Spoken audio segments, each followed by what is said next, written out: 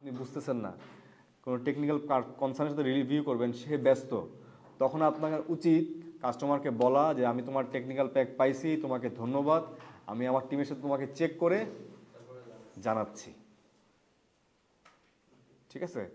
কখনোই কাস্টমারের কাছ থেকে কোনো মেল, কোনো টেক প্যাক বা এনিথিং পাওয়ার পরে সেটা রিপ্লাই না দিয়ে বসে থাকবেন না। এটা হচ্ছে মার্চেন্ডাইজিংয়ের সবচেয়ে ফার্স্ট অ্যান্ড সবচেয়ে কি বড় একটা rules. Any things from customer should not be delayed in response.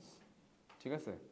এটা যদি আপনার কাছে খুব হাতে অনেক ঝামেলা, আপনি অনেক ব্যস্ত, আপনি আদার্স অনেক কাজ করতেছেন, তারপর আপনাকে তাকে লিখতে হবে হ্যাঁ থ্যাঙ্কস ফর ইউর মেল, হ্যাঁ আমি তোমাকে এটা রিপ্লাইটা পরে দিচ্ছি, let me check with my team বা let me check with my factory, I will get you back বা সুন। একটা রিপ্লাই দিবেন অলওয়েজ। এটা হচ্ছে কার্টিসি মার্চেন্ডাইজারের জন্য। হ্যাঁ, অনেকে আছে অনেক সময় টেক প্যাক পায় কিন্তু সেটা রিসিভিং মেলটাও কাস্টমার কাছে দেয় না, যেটা দেওয়া উচিত।